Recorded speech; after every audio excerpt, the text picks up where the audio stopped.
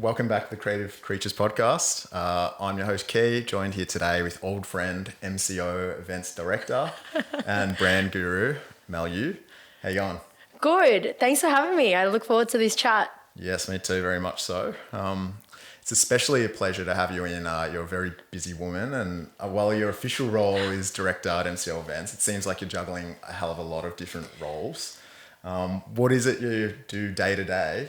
Is it mostly as that role, or it seems like you're doing retreats? What do I do? Well, yeah, I mean, everything kind of funnels out of MCO Events. I say MCO is like our umbrella company, but yeah, underneath that, I think if anyone goes and looks on my social media or my Instagram account in particular, it does look like I live a very hectic, busy lifestyle.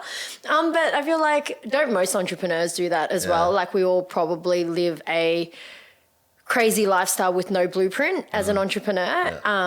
But definitely for my sake, I think part of my brand has really been showing up online, doing a lot of timestamps. So people kind of really get an understanding in terms of the timestamp on stories of what I am getting through. But even then, I feel like that's such a small snippet of what I do. But to answer your question, yes, I'm diving a lot into personal branding. Branding is a place that I'm really fascinated by, especially over the next 10 years is where I see things really rising. Events and marketing, very similar to you. It's kind of how we've crossed paths as well. We've worked side by side at a lot of our events and a lot of our creations. But yeah, events, branding, marketing, plus the retreats that are all about personal development, professional development, anything business I am obsessed with. And those are through MCO too, the retreats and things? Yeah, so I mean, MCO runs them, but I would say it backs off Mel Yu's personal brand. So they are different. There's a company brand there, and then there's the personal brand where I go out and I coach and I build communities and whatnot. Definitely dive into that in more depth.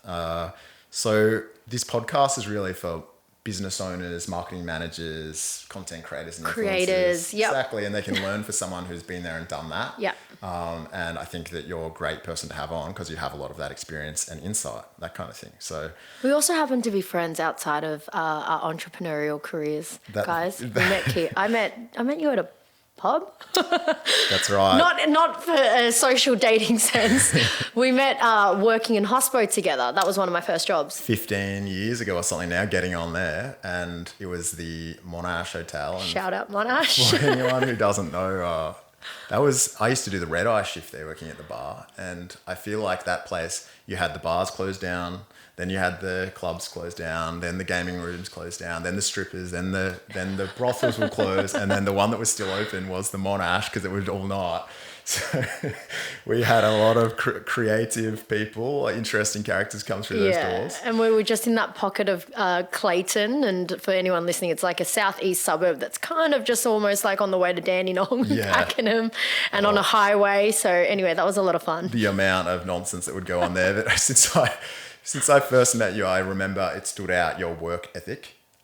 You were taking on extra shifts and just working weekends. I was probably more interested in going out and getting drunk and that kind of thing, but you would just work. And so it stood out to me then. Do you remember some incident with a dog were you there then? There were a lot of incidents, so a drug deal went down in the car park, and so one guy brought a spear gun to defend himself. Another guy brought a pit bull. And what? Yeah, the pit bull turned against the owner and it ripped his clothes off until he's naked. So then the naked guy runs into the bar where we're working and oh my gosh, bedlam broke loose. And our old manager, I can't remember his name, but he thought he would distract the dog with a piece of meat out of the kitchen. Was this Ryan or someone else? No, and maybe another manager. We had a lot of managers as well, the churn through rate over there. Yeah. But he thought he was a big hero, threw the meat, but the dog just went for him. But anyway. Chaos. But I'm wondering, how does someone go from... Sorry, I just wanted to bring that up and really tie why we're on this show together. Yeah, well, it's very interesting, but it does show how does someone go from being a bartender back then into what you're doing now? Like, how's the journey? You and me both. I think when we first start out with any of our first jobs, right, like the traditional path would be you go to high school, some graduate, some don't, you go straight into the workforce. And for me, entering the hospitality industry industry was very much stemmed from my family upbringing. So my parents are from Hong Kong in China, and they came here and migrated, and we had a series of Chinese restaurants. So I was always someone that did work in the family Chinese restaurant, like I'm talking 6 years old, but anyway, and, just helping with the cashier and serving the prawn crackers or little things like that. No wonder you were so good at it. Okay, it came naturally, yeah. And so the next natural step, I think, coming out of going into uni and coming out of high school was hospitality or retail are normally a very common pathway because it suits when you're studying, it suits your lifestyle as you kind of don't have much experience. So hospitality for me was like the entry level into work, but also from my family. But I also reckon that having a hospitality or retail background really sets you up for entrepreneurship, and it really sets you up for being a really good leader and dealing with people. 100%. They're the both folds where you kind of meet exactly that story. Like you meet builds character. Just anyone and everyone that comes into a pub. And that really just helps you understand people a lot more, understand relationships, understand how to do customer service. And then that naturally, as a series of life events happened, I ended up working in an events industry. I worked for someone running the tattoo conventions around Australia. And I did that for a pretty long time. I did it for the better of 4 or 5 years. And from there, I kind of naively enough at 27 was like, I reckon I could do this on my own, you know? And then I set out and did it on my own. And that's one of the questions I had for you is it must be so easy if there's an established event, whatever it is, there's sporting events and everything, to just be an events coordinator and to run that. But with some of your events, and the main one I know you from is Ego Expo, but there's a bunch of other ones, the Throwback Lounge. You're kind of creating events from scratch. You're building them. Yep. Which must be very stressful and a lot of extra work, really. So why go down that path rather than utilising your skills to just jump on board something that exists? So I actually said this on another podcast last week where they asked exactly that. They're like, there's so many event coordinators. So I'm like a basic generic podcast. I do this often.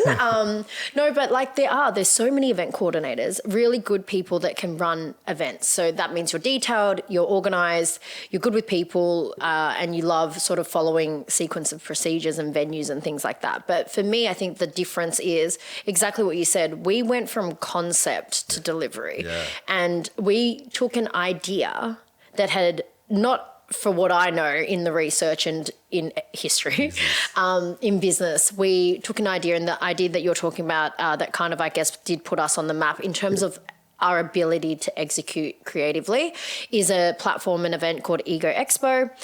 Ego Expo was Australia's largest streetwear expo where we connected basically online e-commerce brands to their customers face to face.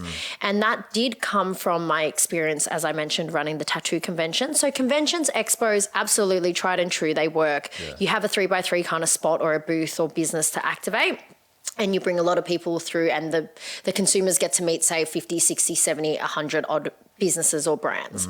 But at the time when I was just about finishing up at these conventions, I was like, okay, well, what is my skill set? And where can I place it that's going to be most meaningful? And at the time, this was 2017, a lot of my own friends were starting e-commerce brands. I think a t-shirt business is a great business to begin with. And streetwear was something, I'm not in it now because I'm in my corporate, but is something that I commonly wore, which was sneakers, snapbacks, oversized tees. It's very Melbourneian, but just very general fashion, athleisure as well. And so I was like, okay, this is amazing. I really am passionate about this space. I wear it. But I'm also seeing that a lot of e-commerce brands don't get to meet their customers face to face. And I am fascinated by relationships, by people, probably from the hospitality side as well, my psychology background. And I'm like, imagine if these brands actually got to meet their customers and share their story of why they do what they do. So rather than you just wearing a hoodie that's commonly from like AS Color or something, what does that logo actually mean to you? And what does that logo mean to us as someone that would wear that brand? That direct feedback. 100%. And so that was really at the core of like what I was like, I think there's a solution here to a problem that people really want. They want more customers, more leads, more people to have see and look and feel their brand. And you can only really do that in person. Yes, absolutely. E-commerce, digital, there's such a huge space there, but the value of meeting something and touching and looking and feeling in person, I think really had a lot of value. And so that was where the idea of Ego Expo was born. Ego was about there's more to us than the clothes that we wear. Yeah. And same with our ego, there's more to us than our ego at the surface. It's actually our purpose, our why, our spirit. So anyway, that whole idea was very, very in depth to the kind of the person that I am. Even as I say it now, 27-year-old me, that made sense. 33, 34-year-old Mel now recognizes now that the name in itself potentially was a deterrent of a brand. Now, this is like something that I've only come to realize 5 years down the track, that potentially marketing a brand cold in a marketing funnel, saying Ego Expo, potentially could deter people just from the name of it and the connotations around it. The community understood it. Our loyal fans that really dug deep into what the meaning of ego meant really loved it. Like the product was a great product, still is to date. And we can talk about sort of like the evolution of that later. Yeah. But I very openly on social media as well shared that I'm going hiatus, I'm taking a pause on it because the business model in itself has to rework into a place where it's sustainable and it can 100% generate me money. And I think that's the number one thing as creatives we forget because we're so creative, we're so right brain and we're so passionate about our meaning and our story. We actually forget what the purpose of business is, and the purpose of business is actually just to make profit. Like the very, otherwise call yourself a not-for-profit. Yeah. All right. So obviously a lot of those brands, startups and all sorts of things that would come along, they found a lot of benefit in it. Otherwise, they wouldn't be coming back year to year.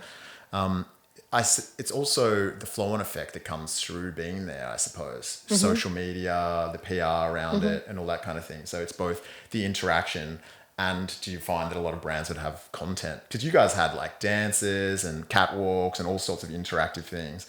And did you find that created a lot of flow-on effect in terms of bringing it into the digital realm? You tell me, Duck Soup. You tell me. No, but yes, absolutely. So I think at the core of all businesses as well is relationships. Yeah. And it's about how meaningful you make your relationships and also how wide your network is, okay? And so as a startup and entrepreneur, correct me if I'm wrong, but we all kind of feel like we don't know anyone and we're in this journey alone. Yeah. And there are elements of truth to that yes, entrepreneurship is a relatively lonely road because you're going out and creating something that never has existed before and you're making it with your own flavor and your own personality.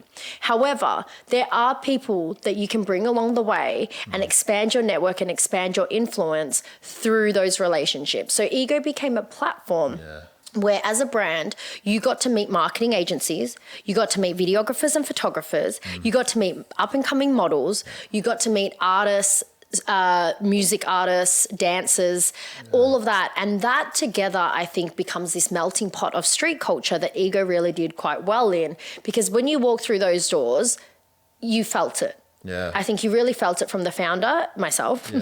Shout out to Mel. No, but like you really felt it from the team, the values, the ethos of what we did. Yeah. And we really encouraged our exhibitors to go out there and meet people just cold and build their network. They definitely would support each other and sort of, it was definitely not a competition style thing. They would definitely collaborate. And just further to that, so you've got the branding of your MCO events and you have a very strong personal brand. You have your own followers and everything like that. Do you think that personal branding is an undervaluated sort of aspect of business owners?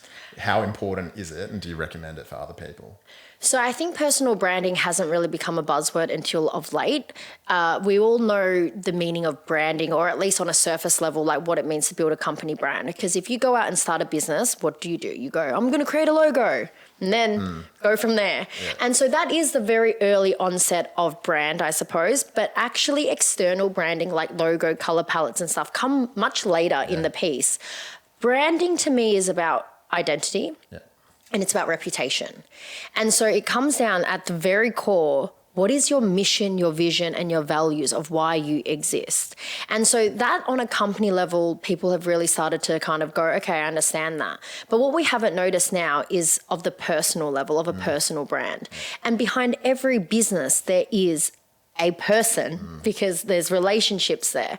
And what we've noticed now, and we're starting to see trend, is people are veering away from company brands being sold to by a logo, by a company, by a corporate. And we're rather wanting to be sold because we build trust with personal brands. People follow people. People trust people. There is no way that I would have been able to create MCO events or Ego or Throwback, any of sort of my ideas, if it wasn't because I really heroed it with the Mel Yu brand, which is my own personality and my own brand. And so I suggest to people to at least get curious about why people are starting to build things together, so a company brand and a personal brand together. And the strongest brands, if I ask you to picture Virgin, Virgin Australia or like Virgin Music, you literally think of that. Or if I go, hey, think about Apple, you think Steve Jobs. Amazon, Jeff Bezos, like these are the very living proof that these amazing personal brands actually have influence. Tesla, like is Elon, like you instantly think of the founder behind it. And so that's really powerful. Yeah. And I suppose you can take that with you wherever, if something happens to your current business or you want to create a separate business or a different branch, like some of those people you're talking about, your personal brand will always come with you, much like a resume would. 100%. It's very important to sort of nurture it. In terms of branding, one of the things when I talk to clients, I hear a lot about, their social media, they're so obsessed with likes, they're so obsessed about sort of pushing marketing. There's something to say about when people come to you. And I think that Instagram, for example, is almost treated like a website nowadays. If someone's going to go to a cafe, you're unlikely to go to a website, which everyone knows is slow to update and cumbersome.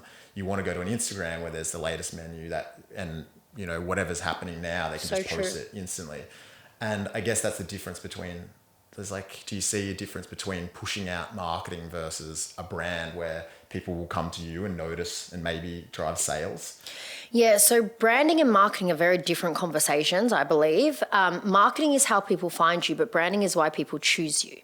And you can exactly that, especially let's talk hospitality and cafes.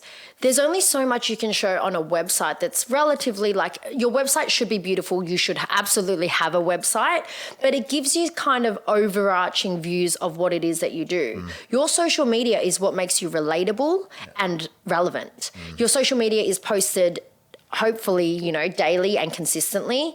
And it gives people insight. If you ask a Gen Z or a Gen Y, or even just anyone these days where it's like, have you gone to this cafe? 100% their behavior is they search up the Instagram to look at the food and to look at the menu rather than typing your name into Google and opening up your website, because 100% we know that. We know that your website isn't quick to market. Your social media, if there's a highlight or a story there, I get instant information and feedback about you and your brand instantly. And the profile of a social media, marketing can be the ads and how, again, like I said, how people find you, but the branding is the story that you're telling people throughout those images and those videos and those reels. I think that's what a lot of people get caught up on. They think that it's marketing. They don't realize that actually curating and making sure your Instagram, your socials is very cohesive and looks great is important. It's actually branding. They'll see as, do I need to invest in marketing? You're like, well, you've got to do your socials and run your platforms as a form of strengthening your brand. As a creative agency yourself and marketing, your marketing can only be as good as the brand. Yeah. And we know this when we run ads or we put ads out there. And if you're putting ads to a pretty average shitty website that's got a really poor user experience, what happens is you're just wasting valuable money, like marketing dollars, because your brand's not strong enough. It's actually repelling people. So people are coming onto your page and then they're removing it because there's no credibility behind it. Especially with like B2B, if it's a business trying to make, you're not going to make that decision off maybe just something listed on SEO. You're likely to meet someone, maybe at a networking event, whatever it is, consider them like, maybe I should work with this person. Then you'll go check out their digital presence. And that's really where you make your decision. You will see it and go, look, it's talking all the things. It's very clear what their purpose is, what their difference is. It all looks good and it's premium. And then they're more likely to give you a call and create like a long-lasting business. Just on something I also noticed is I feel like you were a bit of an early adopter in terms of that talking to camera. Now it's becoming, because it's tried and true method. It's clearly working for brands and it's working on the algorithms. How did you, I guess a lot of people don't have, whether it's bravery or they're a bit afraid of jumping in front of the camera and talking, you know, you jumped on that early. How should people go about it? I think that worked. I think the first thing is authenticity. So regardless of the mode or the medium that you find your way to communicate, really be authentic with your style. And my style happened to be, I love video. I think I have an ability to articulate points across, and people have constantly given me feedback like, you've took the words right out of my mouth that I didn't have, and you've been able to give me that feeling of being seen, heard and understood. And so that's my zone of genius. And so coming and whipping out a camera, and not to say it wasn't awkward at the start, because my first few pieces of content would be terrible compared to now. And the next 5 years would, you know, I'll look back at these and be like, Kia, let's get back on another podcast and do that again. But it's going to constantly improve. But for you, there's so many other ways to communicate if getting up on camera is awkward. And if you feel awkward, I promise you, your audience and community is probably also going to feel awkward. So the 2 tips I would say is have a bit of self-awareness and go, is writing my way? Is podcasting my way? Because that's just audio. What ways can I communicate to the best of my ability? Because blogs are still actually really powerful. Captions are still really powerful. Carousels, still images. There's so many ways that we can communicate. Even if you don't like speaking direct to camera, do a voiceover. Have it scripted and do a day in the life voiceover. And then the other thing would be practice, like, gets you better and builds confidence. So your first few are going to be crap. Yeah, well, even when you look at like the masters, if you look at the Joe Rogan podcast early days, he's actually not that great at it. So over time you get better, and hopefully, like I said, hopefully we'll get better here at the Creative Creatures. And this setup's already really cool. When I first started my podcast, I filmed on a milk crate in like my bedroom floor during COVID. So, you know, use what you got, but this is a dope setup. Yeah, well, thank you. Much appreciated. I think just on that, probably there's a generation nowadays that are kind of, this cameras are so ready available. Everyone's so quick to FaceTime, especially after COVID with Zoom and everything. There's a sort of point where there's an older generation that is not used to it, and they sort of think, oh, it's really awkward to jump on and talk face to face. Do you think it's likely that in the future it'll just be second nature almost? And the fact that so many people are, oh, it feels awkward to be talking to camera and be on video so much, it's probably sort of maybe a thing of the past, and everyone will sort of be doing it. Yeah, I think that's kind of makes my heart sad, to be honest. But there is a video clip, I don't know if you can dig it out in post, but there's like a baby swiping a magazine, like trying to physically swipe a magazine because it registers it as an iPad, and it doesn't know how to turn the pages of a book. Now that to me just breaks my heart, because I do think we are becoming a really digital economy. The next generation do not know a life without smartphones. And I'm fascinated by those kids that you and me, that grew up in the 90s. There's something super, super special if you're a 90s kid, not just because we were born in the 90s and that was the greatest era of all time, but because we actually came across dial-up internet, you know, Nokia 3315s, and we saw the wave of the smartphone coming in and the phasing out of the Blackberries and, you know, all of that. Nowadays, kids being born in 2000s and plus do not know what a floppy disk icon is, do not know a life with before buttons. Phones. Buttons even. Like everything is so readily available. You create Instagram accounts, TikTok accounts. You now have kids nowadays, when they, like, I go into schools and education programs and you're like, what do you want to be when you grow up? There are genuine answers that they want to be a YouTuber or a content creator or an influencer. And yes, we can say almost that that's a bit sad, but also this is their reality. So who's to say if it's sad or not? Because they're creating their influence in their own ways. I think back in our day, we still had that. They were just known as actors and models and, you know, people on magazine covers. Regardless if it's sad or not, it's likely to be the way that a lot of business will run and be successful in the future. So someone's like, buckle up and get ready for it. You have a very unique personal story that you've had to go through trials and tribulations to get where you are. Have you seen that as, I'm sure it's been a roadblock in many ways, but have you been out? I think that you're a good example of someone, if you work hard enough, no matter what you've been through, like you've been able to make it click. So Have you ended up sort of like leaning into that or using it as inspiration, or how do you deal with that? 100%. You can share it if you want it. Yeah, or just- 100%. And we need to play your song because Kia was also in a band. I'm just throwing you. This is me interviewing you, really. Yeah. in post, maybe. 100%. So I have a belief that if you can turn your pain, whatever pain it is that you go through, because I believe that in life, Buddha says it, not me, that everything is suffering. You and Buddha are similar. Yeah, you know, similar we've wisdom. never been in the same room together. I could just but everything is suffering. And if we all look at our own internal lives and just kind of go, well, what pain, struggles and challenges and failures have we had? I'm sure we can all raise our hand and be like, well, I'm the first to market. Like I have a list of failures along the way. But outside of the failures that I've put myself in, I've also had a list of uncontrollables that did not bat in my favor. And I guess the biggest part of my personal brand, and I do share it very vulnerably, is because I lost my partner to suicide. I lost my late partner at the age of 23, and we were 23 years old at the time, and I was planning my 23-year-old boyfriend's funeral, and for better or worse, it was effed up. Yeah. It completely changed my life at that age. Could I have then found the answer at the bottom of a Jim Beam bottle? Maybe. But I think for me, for some reason, I fueled a lot of that pain into this was like I was building a personal brand, quote unquote, and I didn't even know it. Yeah. I was just writing. Yeah. Back then it wasn't video. Yeah. Back then in 2014, my Instagram became blog posts, almost like a modern day website, but they became excerpts of just how I was feeling. And what I ended up doing was I kind of just wore my heart on my sleeve. And people saw when I had a good day, and they also saw when I had a bad day, and they just came on that journey with me. And I think the beautiful thing about social media is that if you just document and not create, Gary Vee, I think, crowned that terminology, but document versus create. So if you just document people and meet people where you're at, there is this level of authenticity and truth that no one can actually like give you hate and shit for, because you're literally just saying, this is what I'm going through. Yeah. And if that's what you're going through and that's how you feel, you have every right to own that space in that corner of the internet to post how you feel and what you're going through.